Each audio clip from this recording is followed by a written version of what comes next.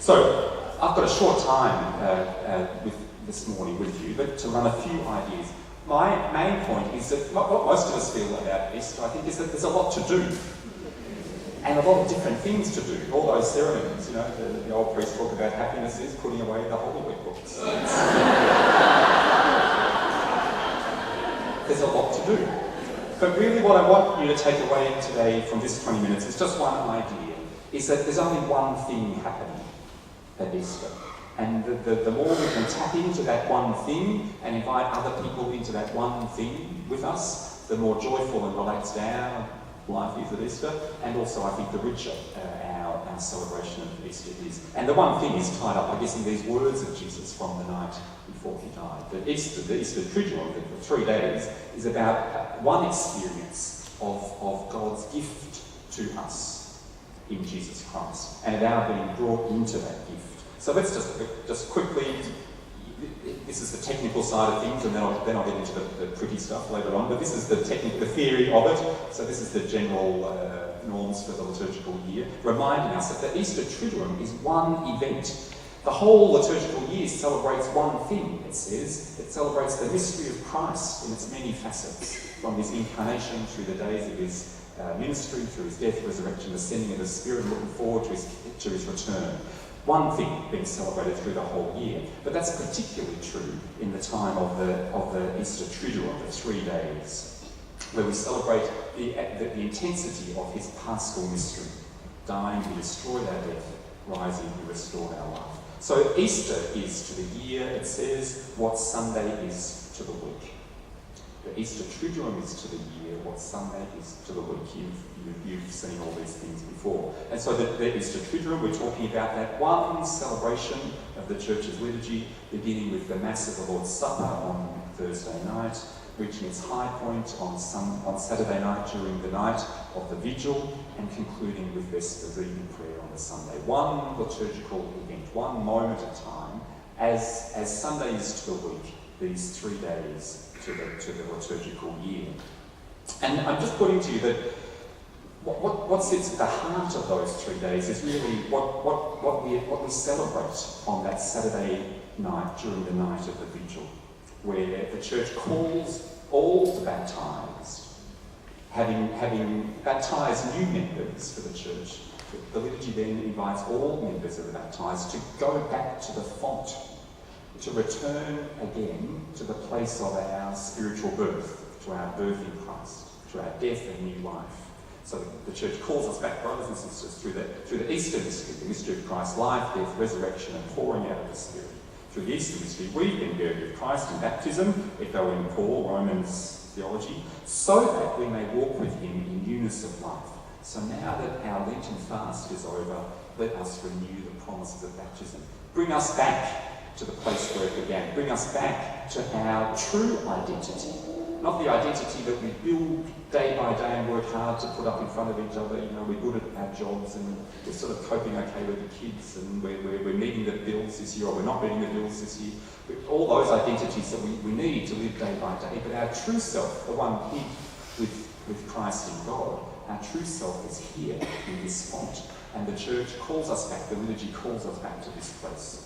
As Alexander Schmemann puts it in this beautiful quote, even though we are baptised, many of us as infants, others as adults or young people through the Australia, what we constantly lose and betray through the ordinary time of the year, through the time of the world, is precisely what was received at baptism. Therefore, Easter is our return every year to our own baptism, whereas Lent is our preparation for that return, the spiritual journey back, the spiritual journey of recovery, the slow and sustained effort to perform our own Passover, where the word Paschal comes from, our own Passover into the new life of Christ. Each year, Lent and Easter are once again the rediscovery and the recovery by us of what we were made through our own baptismal death and resurrection.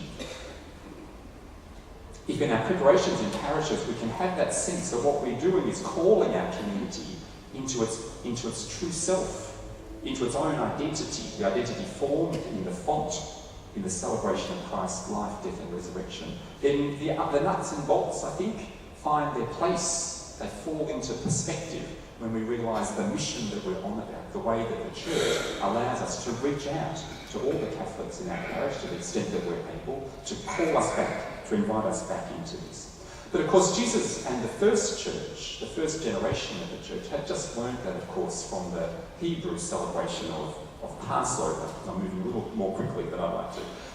Of course, Exodus reminds us that Passover, the feast of the unleavened bread, is itself a time of renewal, of return. So each year the Israelites were to return to Jerusalem to celebrate this feast of identity, remembering that night when they were called to gather in their households against the darkness, the dark of chaos and destruction and death. They were to gather around the Passover meal and to celebrate there the creativity of God, that God was bringing them into being as a people, and that God was there protecting them against the darkness of chaos, the darkness of death and destruction that threatened outside. So year by year, Jews were to return on pilgrimage then. Passover is a feast of pilgrimage, of returning to the city, to be inside the walls. There was a law in Jesus' day that you couldn't go outside the walls of the city during the festival. Jesus breaks that law because of his theological understanding. He goes out, doesn't he, during the night to the Mount of Olives where he's arrested. But they couldn't. It was a time when they were to be inside the walls of the city in the new creation, while the death and destruction of chaos reigned outside. And in that place of renewal, they were to return to who they were, the people made a people by God, elected and chosen to be God's instrument, God's sign, God's way of being in this world among the creation. So Jesus himself had learned from his people what this pilgrimage, what this time at Passover was about. The archaeologists tell us that Passover began in the nomad feast at the beginning of the yearly migration. So they'd slaughter one of the new lambs as they were about to set off to find new feeding ground for their sheep, and they'd sprinkle the blood of the new lamb around the tents of the tribe to ward off the evil spirits and to pray for prosperity. And so the Israelites in the desert picked up this feast and said, yes, that makes sense of our escape from Egypt. That makes sense of our migration from slavery into freedom. And Jesus himself picks up this sense and applies it then to himself. So Jesus, taking up the full tradition in which he is formed, reinterprets that tradition in terms of himself. Every Holy Thursday night we hear this remarkable statement from John. Jesus knew that the Father had put everything into his hands, and that he had come from God and was returning to God. And he got up from the table, got up to do something. And what the Triduum is simply the living out of that getting up from table. This is what he got up from the table to do. But this is the consciousness with which he got up from the table. Jesus was aware that God had put everything into his hands. What's the everything? Well, I think it means the whole project of the kingdom, the whole salvation history, the whole history of God's creating and loving and redeeming presence in the world, in and through Israel. God had given the whole history of Israel into the hands of Jesus, its most precious icon, its most perfect representation. And that Jesus himself now was to undergo the passing over. He'd come from God and was returning to God. So he gets up to do it. He gets up to put it into motion. And you know what goes on from here. First thing that goes on is the foot washing, the putting into concrete gesture of this gift of God. So what we're celebrating here, I think, is the gift of God to humanity in the history of creation, in the election of formation of Israel, and in the history of salvation up to that time. And then the gift of Jesus himself, of his life, to that mission of God and to his disciples, to those who would become the church, in fact to all humanity. That the Passover that we celebrate as Christians is the continuation of this giving of God, this handing over, this passing over of God, recreating us against the darkness of death and destruction and sin, renewing us into the new life that the baptismal font symbolises for us. I think Easter is the celebration of him giving himself for us, in whom we recognise the mysterious creative love of God giving itself for us. So I've got a picture here that's a bit graphic. I'll just warn you. It's a bit graphic, a bit gory. Is that right?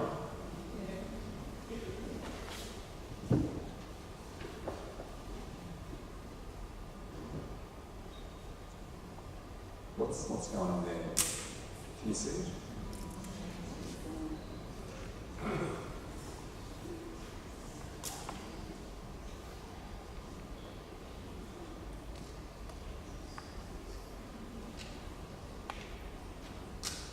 This painting is an exhibition at the moment called Beyond Caravaggio, looking at artists of Caravaggio style influence. And you can see the Caravaggesque look at this, can't you? The darkness, the tenebrism, the realism, very much an example of that counter-Reformation art style, realistic, immediate, personal, and reaching out.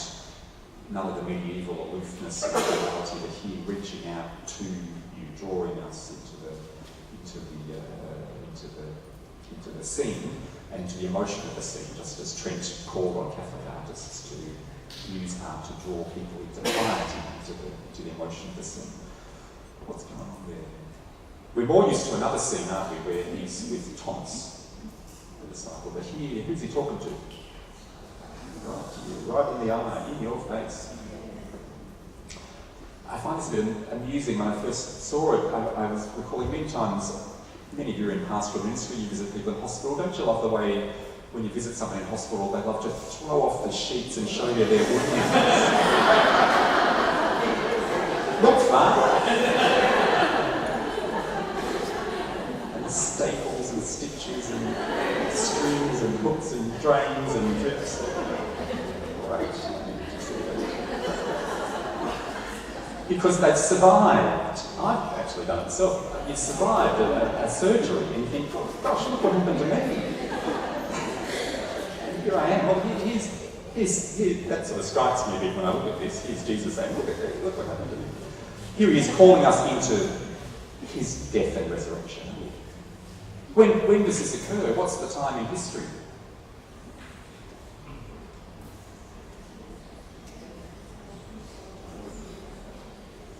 Right. Isn't he doing this right now? Chronologically, this is a resurrection appearance, isn't it? So he's not dead, although he looks it. He's got the pallor of death. He looks a bit worried, like a dead person, I thought. He's got the pallor of death, but he's not dead, clearly. This is death transfigured by the Holy Spirit. This is death reimagined in God's creativity and given back to us. Jesus gives his dead and risen self back to us as part of that ongoing gift of God's love. So if I said to you the words of the day, just look at this image. And if I said to you, Holy Thursday, what does it make you think of? What does it suggest to you?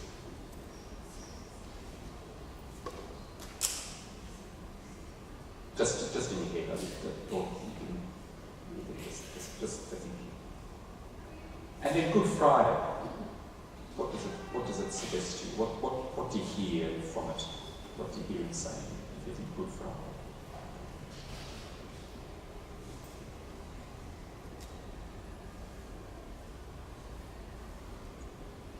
And then Holy Saturday.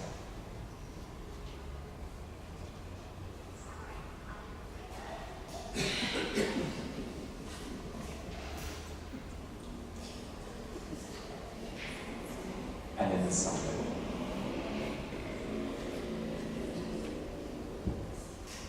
So I think this image holds very well what the whole liturgy of the Triduum is trying to offer us. It's calling us, it's looking us in the eye and calling us into this experience that was and is Christ's.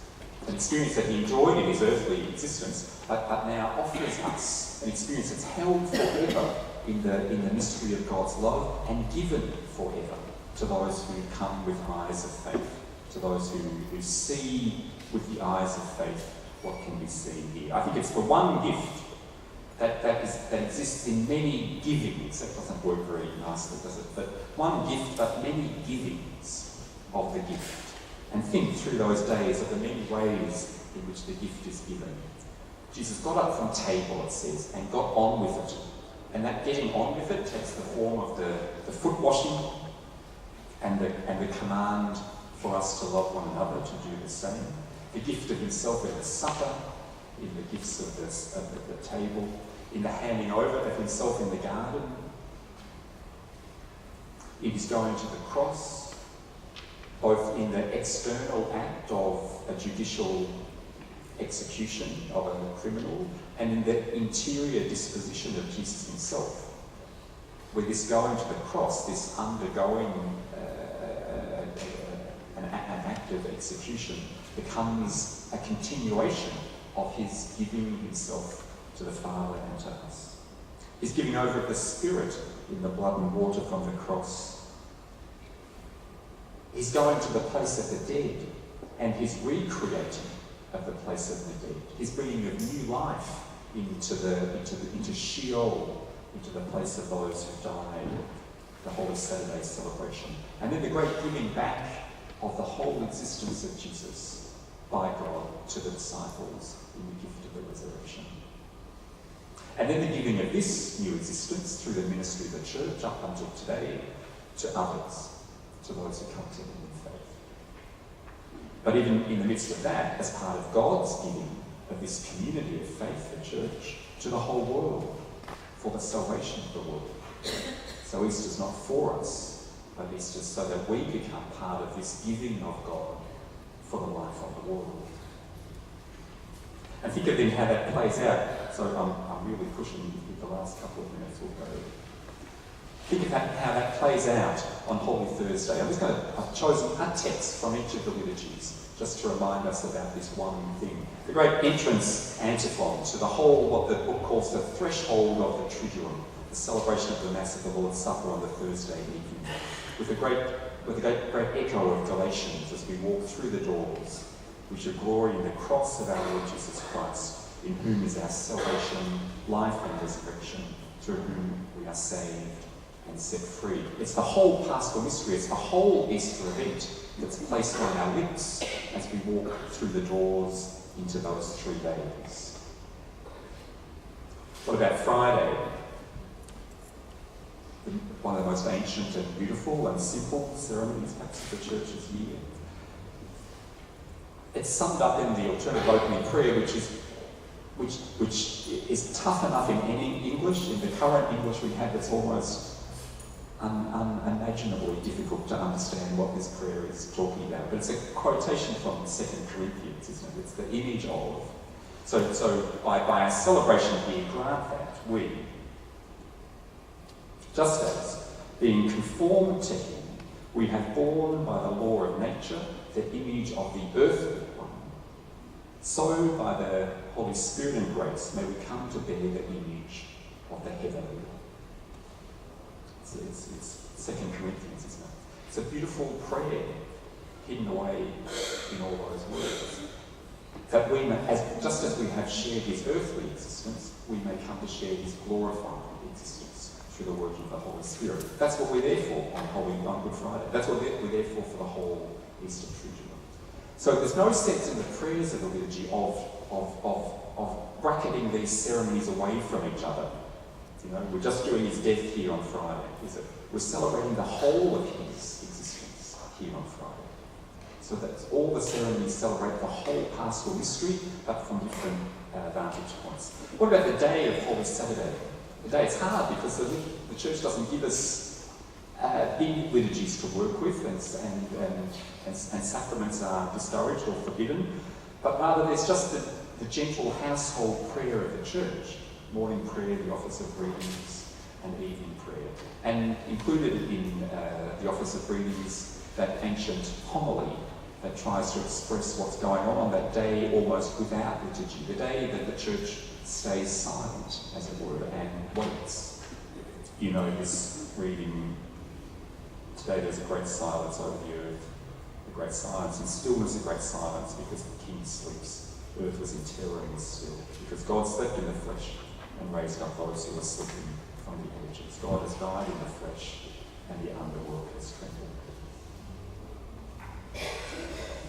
And then on the night of the vigil, the liturgy of 4 parts here, I think captured very well in the communion antiphon from 1 Corinthians. Christ, our Passover, has been sacrificed, therefore let us keep the feast of unleavened bread, of purity and truth.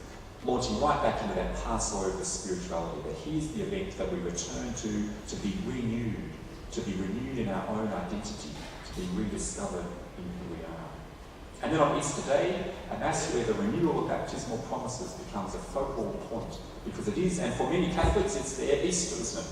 The Mass of Easter morning. So that renewal of baptismal promises becomes a very important way of calling the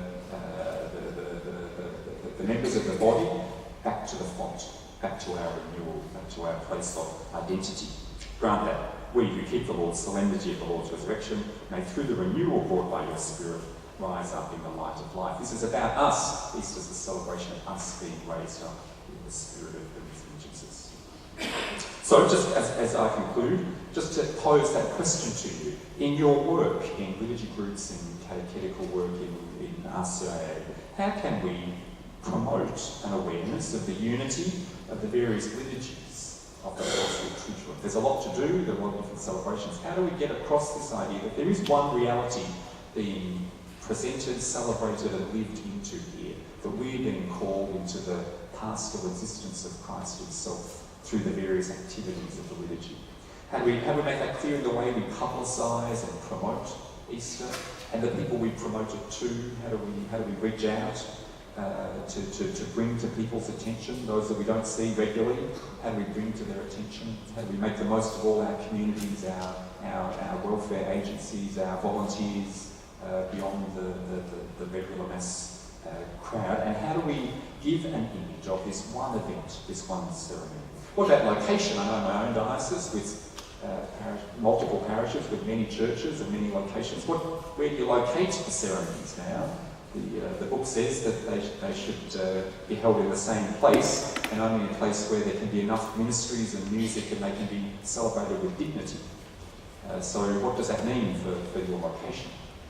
What does it mean with fewer priests available for the leadership of these ceremonies? Where are they located? What does it mean in our planning? Most of us have various planning groups that work over Easter. It's too much for one set of people. So how do we coordinate the planning so that there is a sense of cohesion, a sense of the unity being expressed? It doesn't mean they have to be singing the same tune every day. But what does it mean? Although that's not such a bad idea, is it? But what does it mean in terms of people's spirit, people's sense of working together, that the various groups and teams have a sense of working together? What does it mean for our ministries, our preaching, our selection of music, our repertoire over the days? What does it mean for decor, for hospitality, for worship, etc.? I'm just raising a question. You've had years of experience at trying to hold this together, so I think it's worth asking the question again. There'll be lots of learning that we can do from each other in this room, through the workshops and as the day goes on, to push that ahead. So thanks for this time. I'll see you again later this afternoon.